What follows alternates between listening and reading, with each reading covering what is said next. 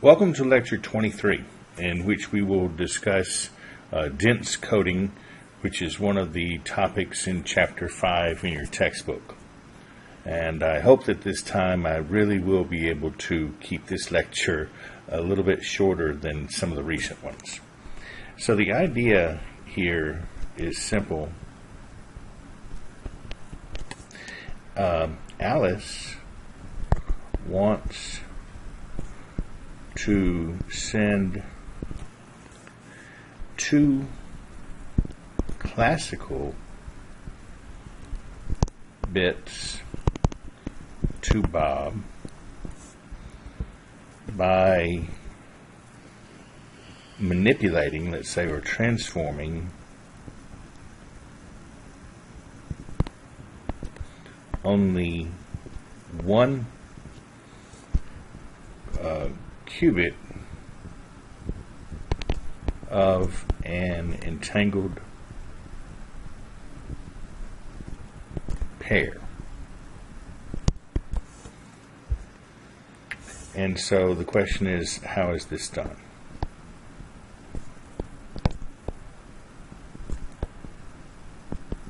And by the way, again, this is all explained in your book. And what I'm going to do now is just to talk about the same example that's in the book, and then I'll give you a problem dealing with the same idea, but some slightly different details.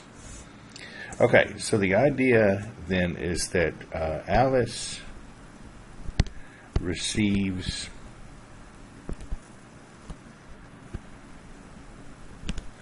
the first qubit of the entangled pair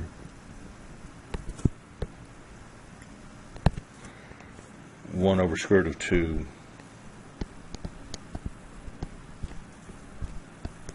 0 0 plus 1 1, and Bob receives the second.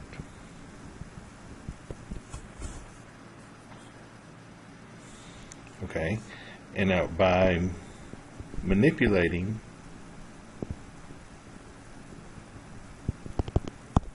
only the first qubit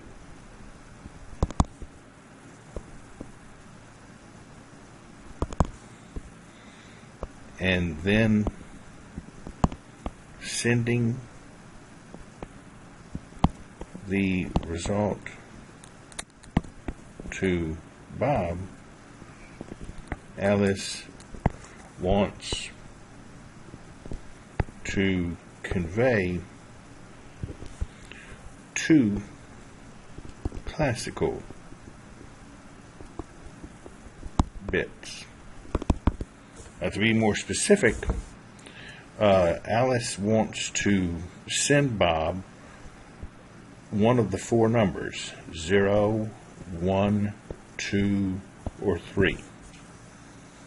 And of course, we know that if we're using classical bits, that we can encode in binary each one of these numbers with two classical bits. 0 would be encoded as 0, 0, 1 would be 0, 1, 2 would be 1, 0, and of course 3 would be 1, 1. So in wanting to send one of the numbers 0, 1, 2, or 3 to Bob, Alice is essentially wanting to send to Bob two classical bits. And so we want to see how she will proceed, and the way that she will proceed is the following.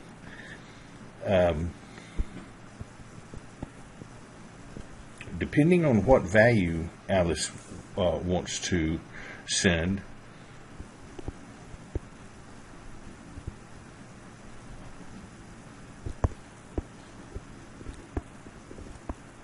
she will use a different transformation.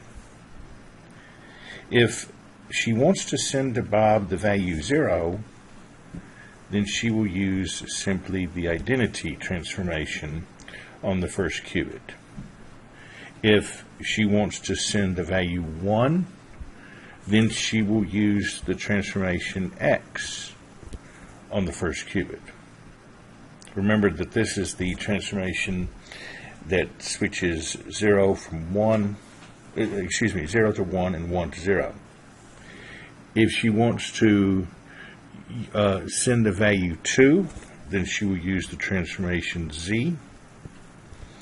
And you might remember that that's the transformation that sends 0 to 0, but 1 to -1. And finally, if she wants to send the value 3, then she will use transformation y, which is the transformation that sends 0 to -1 and 1 to 0. So let's then see what the result will be in each case. Okay, well, in the first case, now remember again that this entangled pair is sent to Alice and Bob. Alice has only the first qubit, and Bob has the second. So when Alice applies this transformation, she's acting only on that first qubit.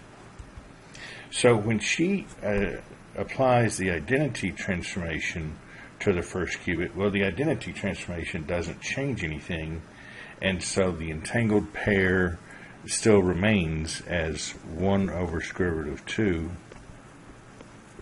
0, 0, plus 1, 1. However, if she applies the X transformation to the first qubit, remember that's the transformation that sends 1 to 0 and 0 to 1, and so then the entangled pair will become the following: 1 over square root of 2, and that first qubit of 0 here will become a 1, so this will become 1, 0, and here the first qubit of 1 will become a 0, so we get plus 0, 1. On the other hand, if she wants to send a 2 to Bob, then she will apply the Z transformation to the entangled pair, and the Z transformation again sends 0 to 0, but 1 to -1. So the entangled pair would then become 1 over square root of 2. 0 gets sent to 0, so the first part will remain as 0, 0, but 1 gets sent to -1, so the second part becomes minus 1, 1. And then finally, if Alice wants to send the value of 3 to Bob, she will use the Y transformation, which sends 0 to -1 and 1 to 0. So then the result will be 1 over square root of 2 minus 1, 0 plus 0, 1.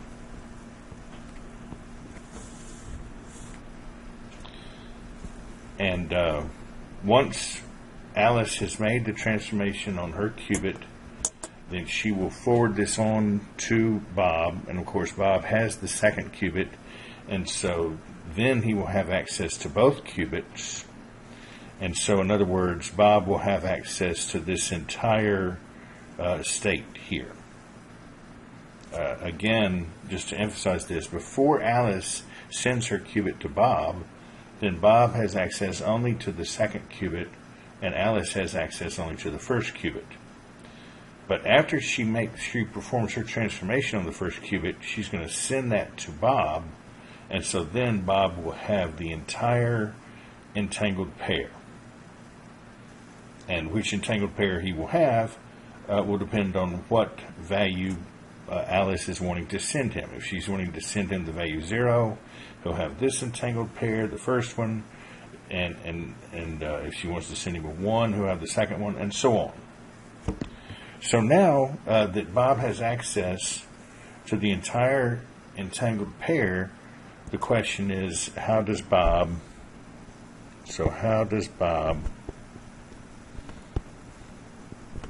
discover what number Alice is sending? And the answer is that he will take the entangled pair, this result, and he will first apply a C0 gate. Now, I'm going to go ahead and color this in to be consistent with the notation that we've been using recently in the course. This is, I want to point out that this is actually different from what your book uses. For the C0 gate, your book is using the hollow circle and an X, and that's to denote a gate that will change the second qubit when the first qubit is equal to 1. But more recently, we've been using the notation of a hollow circle to denote a controlled NOT gate that changes the second qubit when the first qubit is 0, and a one with a solid circle to change it when the first qubit is 1. So I'm going to go ahead and use this notation that we've been using more recently. So Bob will he'll take the result. He'll first apply to that result a controlled NOT gate, and then he will apply a Hadamard transformation to the first qubit.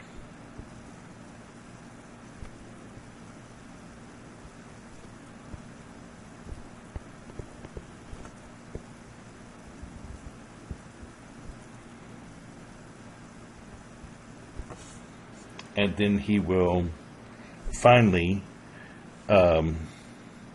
measure with the standard basis. Okay, so let's see how this goes.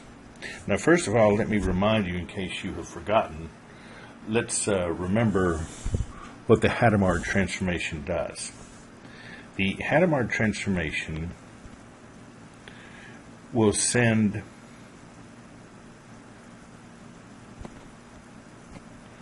plus the plus ket to the 0 ket, and in case you have forgotten, that's the same thing as saying the plus ket, remember, is 1 over square root of 2, 0, plus 1 over square root of 2, 1. So that, the Hadamard transformation will send that to 0, and it sends the minus ket to 1. And that's the same thing as saying, remember, the minus ket is 1 over square root of 2, 0, minus 1 over square root of 2, 1. And the Hadamard transformation is sending that to the 1 ket. So now let's see what is going to emerge in each case. We'll look and see what is coming out right here, we'll say, so we can see what Bob is measuring. Okay, and we'll look at it in each one of the 4 cases. So if Alice, we'll say value 0, 1, 2, and 3. Okay, so if Alice wanted to send the value 0, then that means that the resulting vector is 1 over square root of 2, 0, 0 plus 1, 1. That's what will be coming in here, and it will go to this controlled NOT gate. Now, the first part of this, since the first qubit is 0, that's not going to do anything here. So the first part will become 1 over square root of 2, 0, 0. But then for the second part, since the first qubit of the second part over here, the first qubit is 1, then the second qubit is going to get changed, so that will become 1, 0.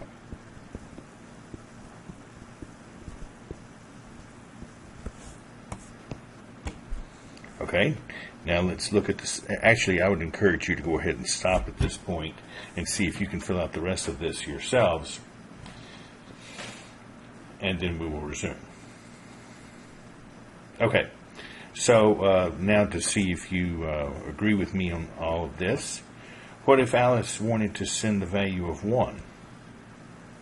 Well, then in that case we have this resulting state, and when that resulting state is acted on by this controlled NOT gate, well, the 1 in the first qubit will cause the second qubit to change, so this becomes 1, 1. So we'll get 1 over square root of 2, 1, 1. And then for the second part of this, since the first qubit is 0, nothing happens to that, so that just remains plus 0, 1. If Alice wants to send a 2, then the resulting state up here is given by this. That will come in here, and when that is acted upon by the controlled NOT gate, let's see what happens. Well, we have the 1 over square root of 2 out front, and the 0, 0 is not changed because the first qubit is 0. And the 1 in the first qubit of the second part means that the second qubit of the second part will get changed. So instead of minus 1, 1, we will now have minus 1, 0. And finally, if Alice wants to send the value of 3, then this is the part that will be entering here and being acted upon by the controlled NOT gate. And so we get 1 over square root of 2,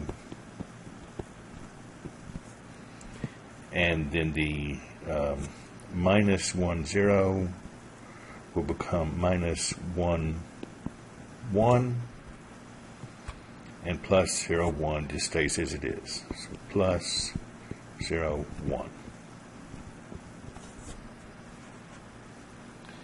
And now if you take a moment, now keep in mind that what we have right here, these values right here that we've just identified, they are what we have right here at this stage, just before the first qubit is acted upon by the Hadamard transformation. Now, if we look at that, we will see that each one of these can be rewritten. Notice that the first state is the same thing as 1 over square root of 2, 0, plus 1 over square root of 2, 1,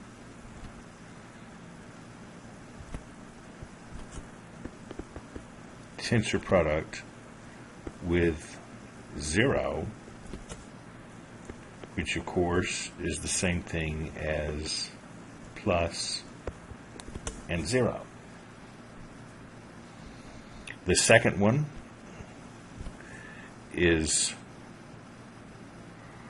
1 over square root of 2,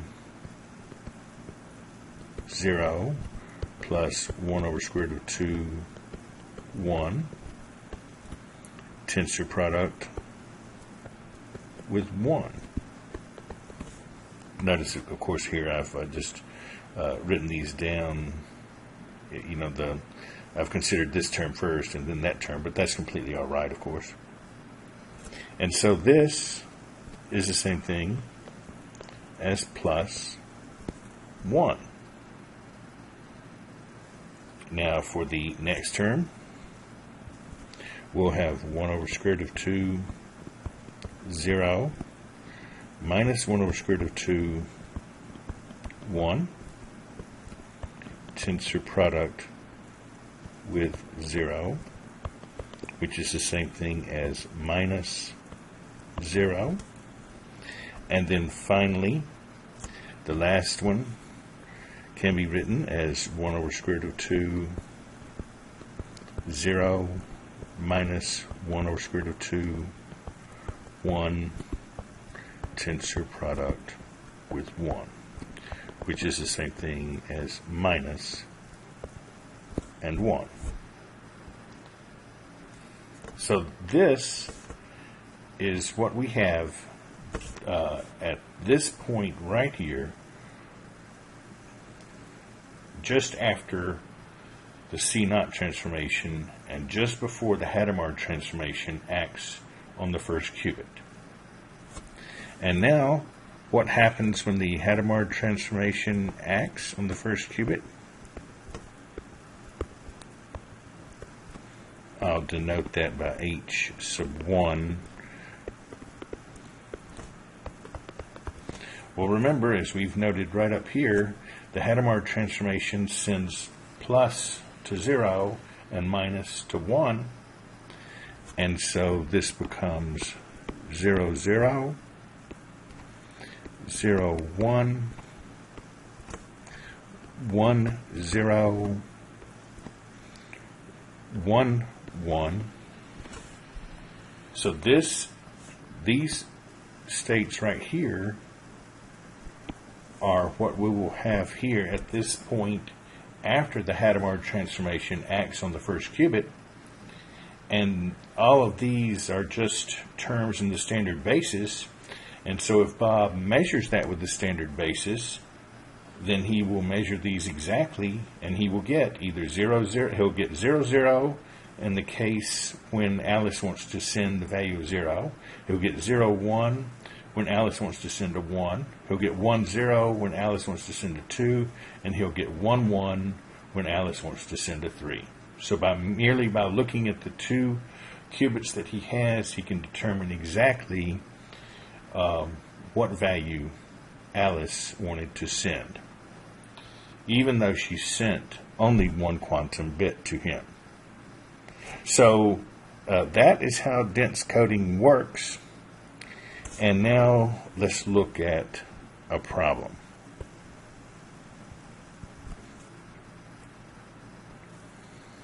And what we'll have is this. Let's say that Alice uses a different algorithm. Okay, we'll say value 0. Again, she wants to encode, or she wants to send the information about these 4 different classical, or these 4 numbers, 0, 1, 2, or 3. But instead of using I when the value is 0, X when the value is 1, Z when the value is 2, and Y when the value is 3, let's suppose that instead she chooses the transformations to be as follows.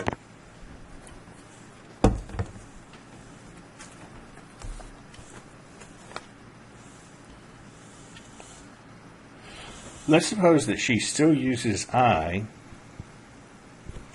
and by the way, they will still, we still have the situation here where, and by the way, this is just a description of the problem first, so I won't assign any number yet.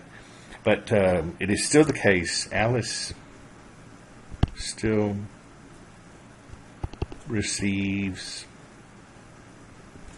the first qubit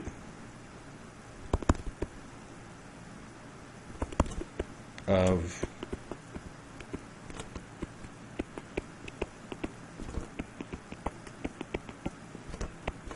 and Bob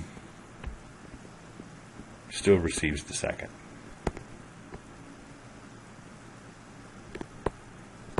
So all of that is exactly as it was before, but the only difference is that, initially the only difference is that Alice will now use different transformations. If she wants to convey the value of 0, she'll still use the I transformation as she did before. But now, if she wants to convey the value of 1, she will use the Z transformation. If she wants to send the value of 2, she will send the Y transformation, use the Y transformation. And of course, she's still applying it. I mean, she can only apply it to that first qubit because that's what she has. And in the case when she wants to convey the value of 3, then she will use the X transformation. So she is simply using the transformations under different circumstances from what was given here above. Okay? Now, you can figure out, of course, what the result will be in each case. That's very easy. And then for Bob, okay, after Alice does her transformation, she'll send her qubit to Bob so that he will have the result, just as was the case up here. Bob will have the result. And just as before, we will say that, here's where the change will come. Bob now has access to both qubits.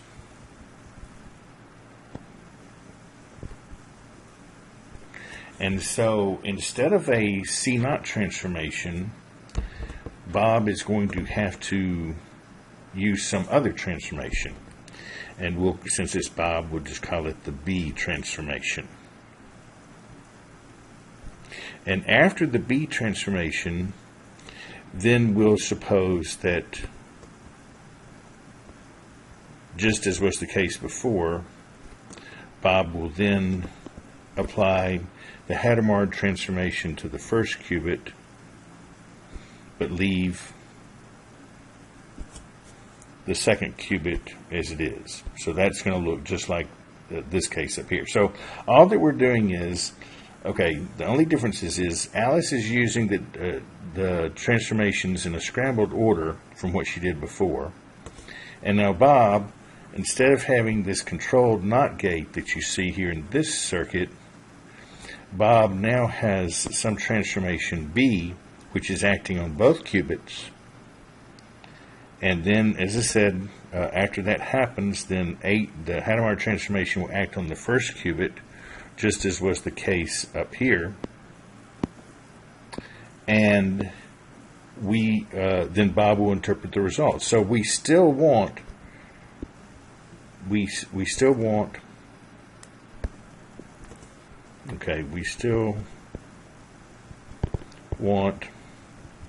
Bob to measure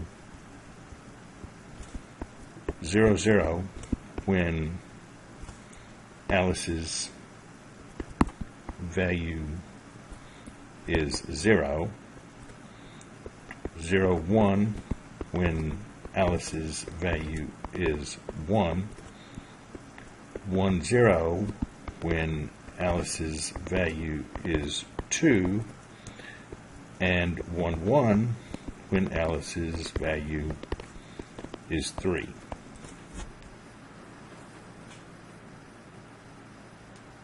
So, if that is what we want, then the question is this: what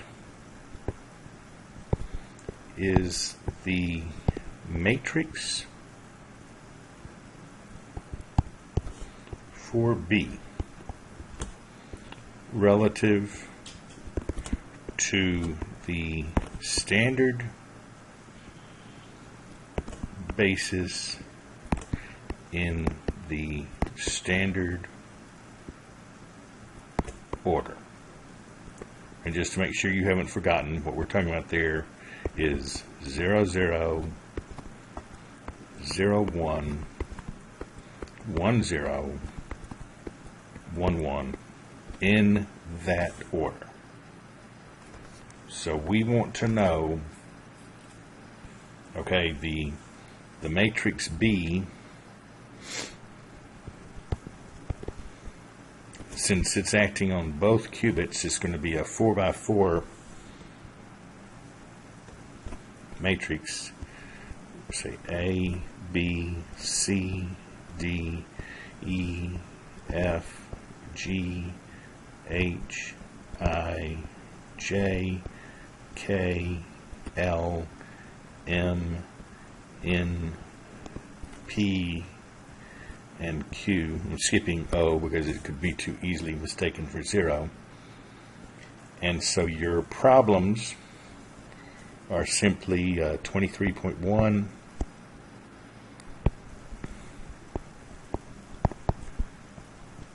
tell me what A is,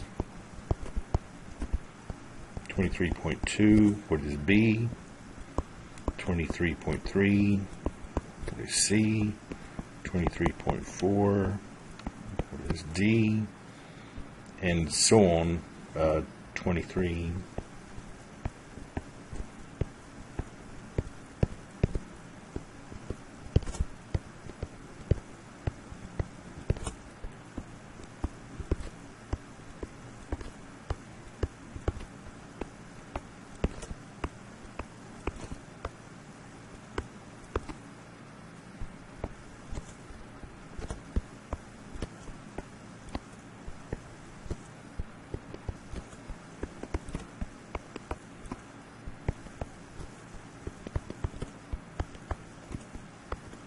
Let me actually maybe change this, since I'll put the questions on the test sheet.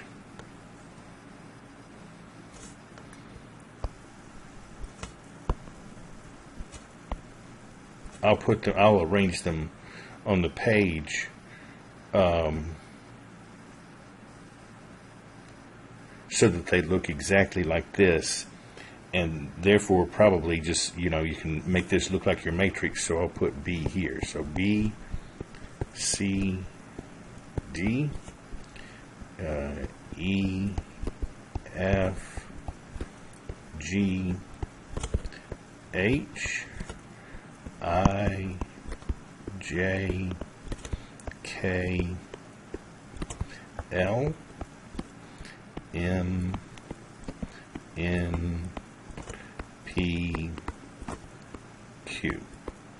And by the way, as you would expect, B is a unitary transformation. So that would be one thing that you could check to see, is true for your final answer. But I hope that you will not find this a difficult problem. I hope you'll find it interesting. And so let's see if I accomplish my goal of keeping this a little shorter. Yes, just 34 minutes. So I'm happy, and I'm sure you're happy about that. So that's the end of this lecture. We'll have some in-class part as well, but that's it, and so good luck.